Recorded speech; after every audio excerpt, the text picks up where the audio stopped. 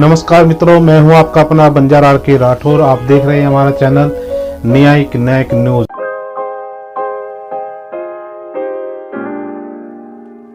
हरियाणा में बंजारा बहुत घट और बाजीगर बहुत ज्यादा है,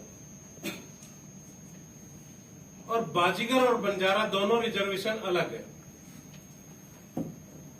लगातार पिछले कई सालों से ये लड़ाई चल रही है कि भी ये रिजर्वेशन कैसे एसटी में तब्दील की जा सके। उसके लिए जो सबसे ज्यादा प्रयास किए वो संस्थाओं ने किए, और जो बाजीगर संगठन बने उन्होंने एक होके, जो पिछली बार कुलवंत जी ने जब ये विधायक थे तो रैली करवाई, और उस रैली में स्टेज से ये कहा गया कि हमें एसटी चाहिए। अगर हम बंजारा और बाजीगर की बात करते हैं, जो मुद्दा चल रहा है कि एक नेशन एक रिजर्वेशन, तो उससे हम नुकसान में जाते हैं। और आप सब लोगों का ध्यान इस ओर लाना चाहूंगा कि हरियाणा और पंजाब में ही बाजीगर है। आपकी लड़ाई के लिए, दिल्ली के किले को फतेह करने के लिए, दिल्ली की सरकार को घेराव के लिए, अगर सबसे ज्यादा तादाद में, सबसे ज्यादा जल्दी अगर कोई पहुंच सकता है तो वह हरियाणा का बाजीगर है। तो आप सब लोग ये चीज पे निर्णय करें कि अभी हम इस लड़ाई को हरियाणा में और पंजाब में किस ढंग से शुरू करें कि हरियाणा के बाजीगर का, पंजाब के बाजीगर का नुकसान भी ना हो, और तब तक ये लड़ाई भी लड़ सके। मेरा यही सुझाव। धन्यवाद।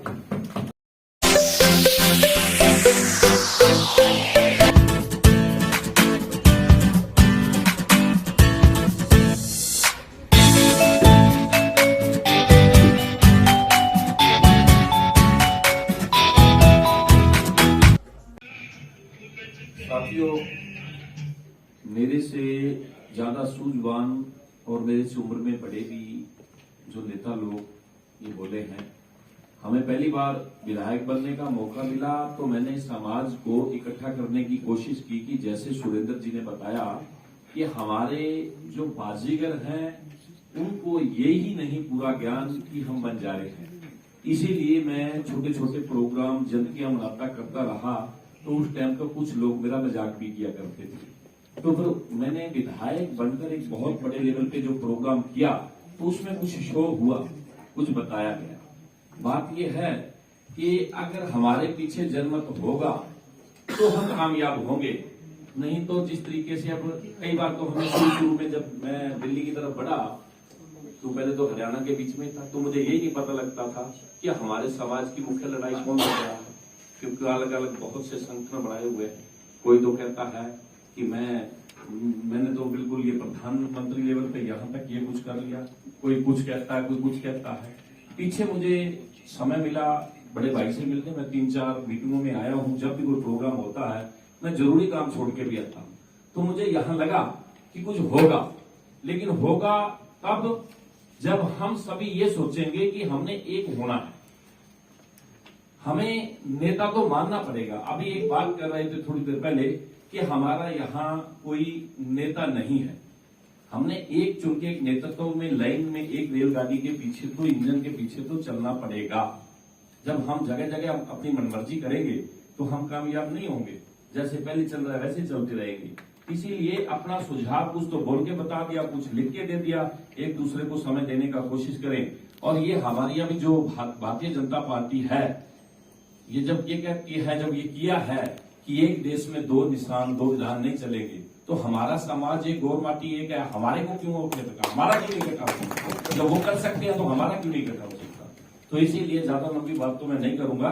हमने लखीशाह बंजारा जी के नाम से जयंती मनाने के बाद मैंने 2 चौक भी मंजूर कराए ताकि प्रचार हो लखीशाह बंजारा कौन था। मैंने छात्रावास के लिए माननीय मुख्यमंत्री जी के सामने बात रखी, आप मौके पे थे। मैंने 3.5 करोड़ रुपए की लागत से एक मेरे बुलाचिका में एक बड़ा कम्युनिटी हॉल भी उनके नाम से मंजूर कराया ताकि लोगों में कुछ एक आवाज आए। हमारे वहां पहले नेता बनते रहे, बल्कि हमारे वहां साधु सिंह जी, धर्म साहू और दिल्लू राम जी बने। मैंने उनको मंच के माध्यम से पूरा ओपन चैलेंज किया। मैं इतनी इतनी बार विधायक बनते हो गए, समाज के नाम पे तुम्हें टिकट मिलती है, समाज के नाम पे तुम आगे बढ़ते हो, लेकिन समाज का काम क्या करते हो? समाज का काम हमें करना जरूरी चाहिए। तो इसीलिए मैं अपनी बात को छोटा करूंगा, फिर बाद में फिर भी कभी बात रखेंगे। तो यादव जी, बड़ा अच्छा लगा आपके साथ, उस दिन भी आपसे मीटिंग की है, बातें मिली है। तो भाई राजेश जी ने जितना भी इन्होंने बोला है, मैं को वो मेरे मन में था बोलना, वो सारा बोल दिया। मैं तो समर्थन करता हूँ, जब भी याद करोगे हर वक्त आपके साथ। Thank you very much. धन्यवाद। हमने सिर्फ इतना बड़ा फोरम में हमने वो मुसलमानों को गाली गलौज दी और ख्रिस्ती मिस्त्रियों को गाली गलौज दी। वो ठीक है, जिसका एजेंडा हो तो उस एजेंडा में लोग चले, हमको कोई प्रॉब्लम नहीं है। लेकिन हमारी एक सूची में जाने की तो 20-25 लाख तो बच गए साहब। मध्य प्रदेश वाले कुछ लोग बच गए हैं, उत्तर प्रदेश वाले कुछ लोग बच गए हैं, राजस्थान में 50% लोग कुछ बच गए हैं, और गुजरात में ये फ्यूल है। सब मिला के मैं आपको बताऊं 25 लाख से ज्यादा लोग है नहीं। तो हम कहते हैं कि हमारे 5 करोड़ लोग हैं।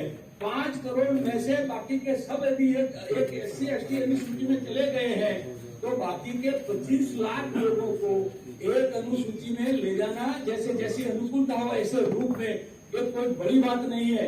लेकिन मैं आपको बताऊं, हमारे विश्व वंदनीय नेता जो नरेंद्र मोदी साहब है, उन्होंने 2014 में उन्होंने 4 जातियों को आश्वासन दिया था कि मैं नरेंद्र मोदी आपको शेड्यूल ट्राइब में ले जाऊंगा। आज तक उसकी बिल आई नहीं, उसकी बिल आएगी भी नहीं, मैं आपको बताऊं। और ये दूसरी जगह है। आप अभी देखिए कि मणिपुर में मतलब ख्रिस्ती ट्राइबल्स और ये यहाँ जो हिंदू ट्राइबल्स के बीच में भी झगड़ा शुरू हो गया है। इस झगड़ा का ऊपर राजनीतिक ऑब्जर्वेशन में, कुछ पॉलिटिकल ऑब्जर्वेशन में करने वाला नहीं हूँ। मैं इतना मानता हूँ कि हमारा केस बिल्कुल अलग है। 5 करोड़ की आबादी में 25 लाख लोगों की समस्या कोई बड़ी बात नहीं है। तो हमें सिर्फ इतना ही कहना है कि साहब आपने हमारा इतना काम किया है। और मोदी साहब ने कर्नाटक में पहले 2014 का इलेक्शन में उन्होंने कहा था कि मैं गुजरात में का हूँ, मेरा बंजारा समाज के साथ विशेष नाता है। और इस वक्त भी उमेश यादव साहब भी थे, जब वो पत्ते बांटने के लिए वो क्या पत्रक बांटते थे, मतलब वो कर्नाटक में इलेक्शन के पहले, अभी जो इलेक्शन हुआ उसके पहले भी उन्होंने कहा, दिल्ली में कहा कि बंजारा लोग तुम चिंता मत करो, एक बंजारा समाज का बेटा दिल्ली में बैठा है। तो ये सब जो भावनाएं हैं, इस भावनाओं को हमको मैं उमेश यादव साहब को विशेष रूप से कहता हूं कि आप 5 साल से संसद सभ्य रहे, आपने बहुत अच्छा काम किया है। लेकिन ये इश्यू उठाइए।